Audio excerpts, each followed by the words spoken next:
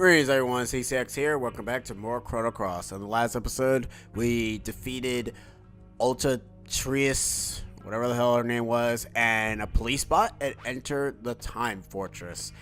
And now in this episode, we're gonna head deeper into the Time Fortress to go ahead and see what is up so we can get some answers and to find this creature known as Fate.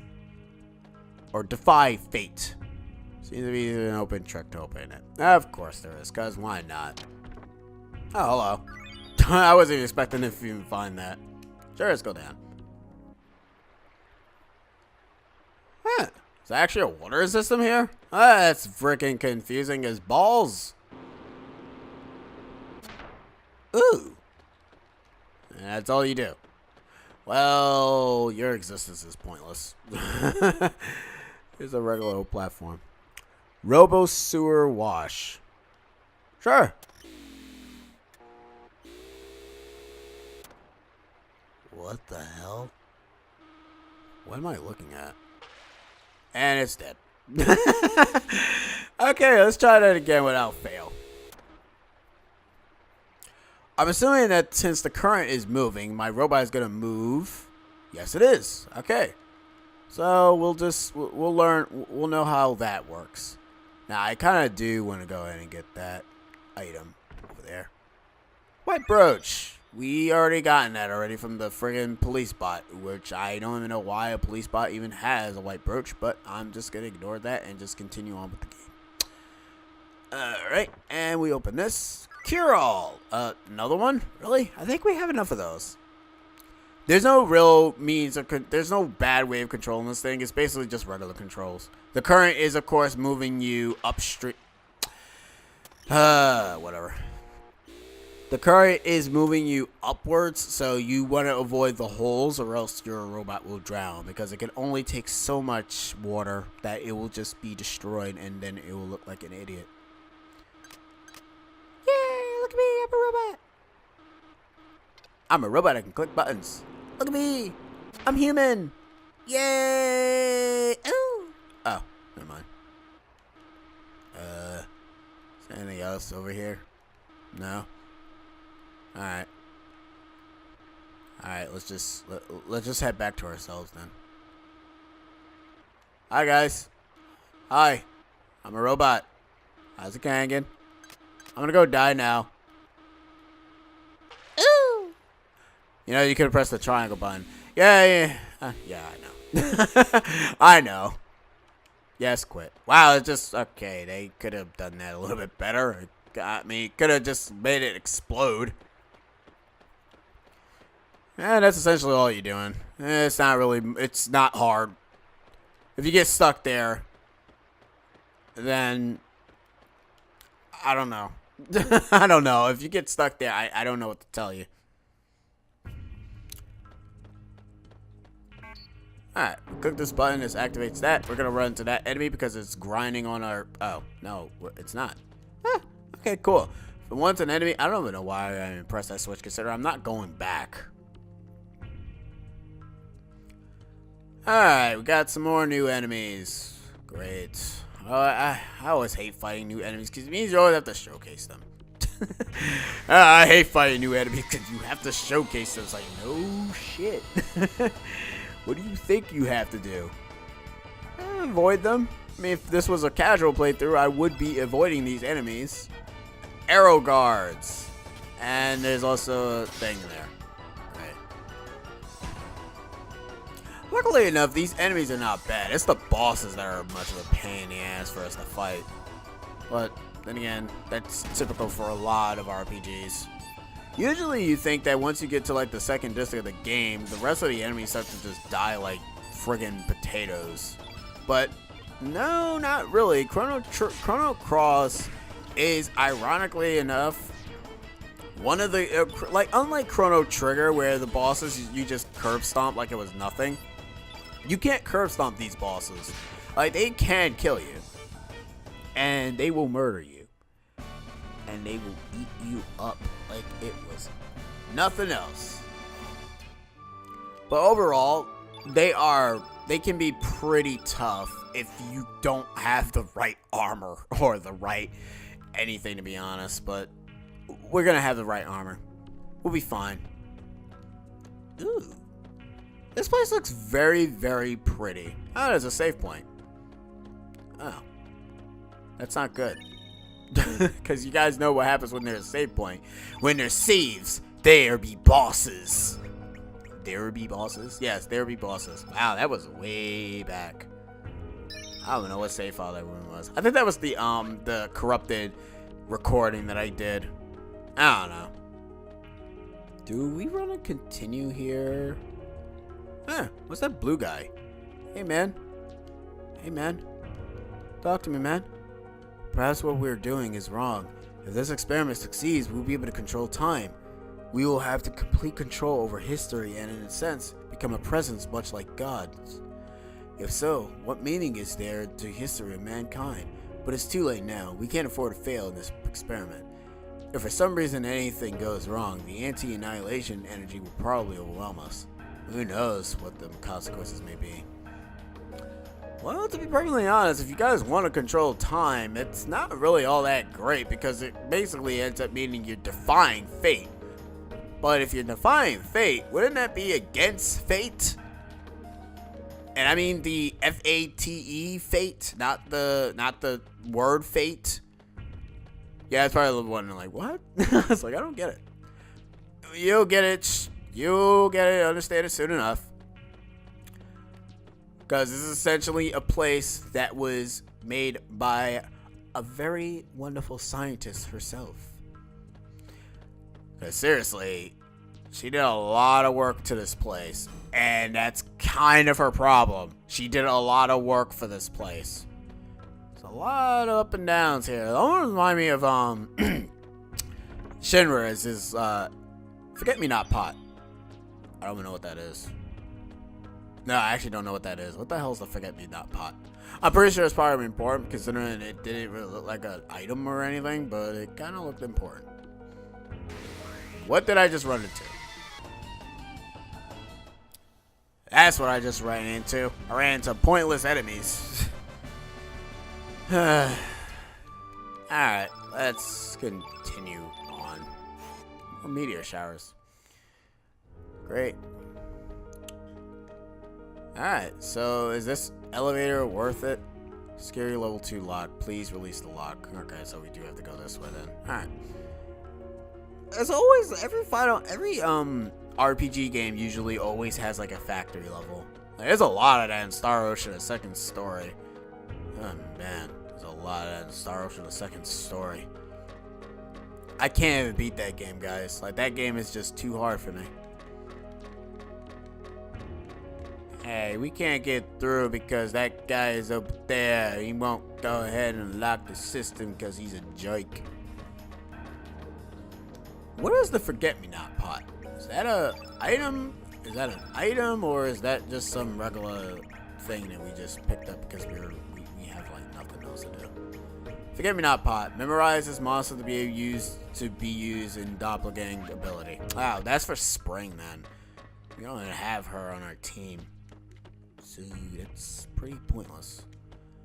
All right, I don't think the. Thank you. I was gonna say move out the way, you stupid dumb robot. Alright. Wait.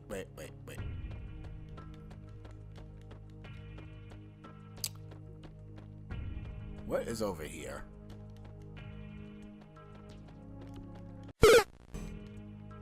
Okay. So, yeah, that door that I was going through in the second floor, it was something I was supposed to go through. It just seemed like it wasn't, but yeah, you're supposed to go through that door. And hello. And goodbye. Okay. So apparently going through that laser ends up causing a random robot to come out, which was kind of a no duh situation. So all these security doors locks are all security door 2, which gives me Blad Final Fantasy 15 flashbacks of chapter 2. And oh, look at this! It's the map to our world. Hey. Whoa. Originally, El Nado was nothing but ocean. The El Nado archipelago is purely artificial, created by fate. It was a remodeled plan that took over 10,000 years ago. A plan to include islands blessed with nature and sea in El Nado. The main island of El Nado, Earth Dragon, Water Dragon, and Black Dragon Isle. Development of the elements used to using the energy in the natural world. Because since yellow innates Earth, blue innates water, and black is basically space and void. The disturbance of memory terminal device called the Records of Fate that could survey the guide people's lives. The research center staff who had their memories of the future erased left the center began to left outside. This is how Fate's paradise came into existence. And for 10,000 years, Fate has been watching over and guiding the descendants of the staff who left the research center. Everything was perfect in harmony, that is until 14 years ago when a boy came into contact with the flame on the night of the storm. They're essentially talking about us. Oh, where was the lock release to the elevator again? My mind's been blanking out lately. Well, that's a damn shame. It's probably like this button right here. There we go. And the lock has been released. But yeah, apparently Serge really has been doing like a lot. And this here shows the development of how the world is, even though all the computers seem to be all the same. I think like all the world seems to be really all the same.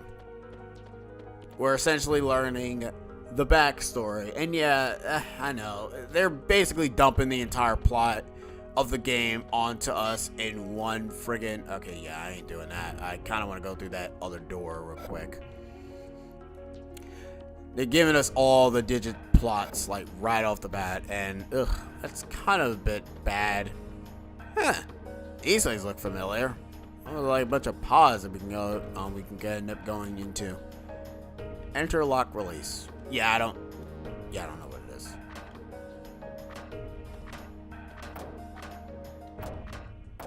Okay. What's this? There's a mysterious being inside. We have to bring someone here that knows what this is. That doesn't really help me, you know. But if there's a mysterious being inside, something tells me that it's probably Springs is doing. Anyways, we can click this button to deactivate the... I thought we can click that button to deactivate the lasers. I don't know what the hell I was thinking. Okay, so we're on the second floor, so let's head up to the third floor. Or we are already on the... What the hell? Oh, that's restricted. That sucks. Alright, let's go to the third floor then. Since the basement is freaking off limits, because reasons. This totally gives me Final Fantasy. Whoa, that was close. Alright, let's see. What's in this room? What is that? Hey, the DNA records are poems and music. Adine and Thyman, whatever, pass the DNA of ones who make contact with the flame to recompose by the sound they generate within. I wonder if our life forms are just dreaming in an endless flow of music. Huh. Keep that in mind, guys. Music. Hey, I know this being. Larvos, an extraterrestrial life form that is thought to have fallen from the heavens 65 million years ago. On a timeline that exists before history was changed, Larvos was assumed to have slept deep below the planet's surface, sleeping and consuming planet's energy up until the day of destruction known as the Apocalypse. There are those who believe that 12,000 years ago, the legendary ancient magical civilization known as Zell came into contact with Larvos. And they did, if you guys remember the plot from... If you guys remember the Dark Ages in Chrono Trigger, that fateful encounter is said to have resulted in the Zell disappearing from the surface of the planet within the space of a single night. However, the very existence of the ancient civilization of Zell has never been proven, so up till this day, this theory cannot be confirmed. On some timeline, Larvos appeared on the surface of the planet year in 1999, which is basically the day of Larvos, where he destroyed the entire world. thanks to Chrono, Marla, and Luca looking into that, and they found that out and brought the World of Ruin, which essentially activated the 2300 AD. However, a group of young time travelers, which is Chrono, Marla, and Luca, saw where their planet's history was heading, and through their actions rewrote time. This very research facility exists on that new timeline. In a world where, thanks to the defeat of Lavros by the young adventurers, the apocalypse never happened. On a temporal vector where human civilization continued to evolve unhampered, all the data on Lavros that was obtained from tracing different parallels, world possibilities, has proven the volatile with false. I can't read big words. Perhaps at this point in time, it's nearly impossible to obtain true information about Lavros. This is essentially the research. This is essentially the results of what happens after we have defeated Lavros, because now this is the entire research facility that was made. 65 million years ago, the reptiles who evolved and reptiles had developed their own civilization. This was long before the ancestors of humans who evolved from primates and developed their civilization. Excavation, whatever, carried out in the central continent of Zena, have evolved into reptiles already in advanced agriculture skills, but the fall of Lavros to the planet and then resulting in the ice age, this brought about the reign of death knell for the reptiles in their civilization. After that, the reptiles slowly disappeared from the stage of history. However, in the distant past, humans could have been defeated in the contest of evolution, and reptiles could have continued to develop. It is not unthinkable that such timeline could exist in other dimensions. Everything is purely probable, and possibilities in the world is only stabilized in the viewpoint at one who observes it. See, I can read fast. It's just that the words have to be really close to me, or else I'm just gonna be stammering on my words like a dope. But yeah, we got information about Lavros and information about the reptiles, and we got ourselves a rainbow shell. Booyah! Alright guys, I think now I'm gonna just end the episode here. So in the next episode, we're actually going to continue on to the last floor of this wonderful research facility. So I've been Chrono X, and I'll be seeing you guys next time. See yas!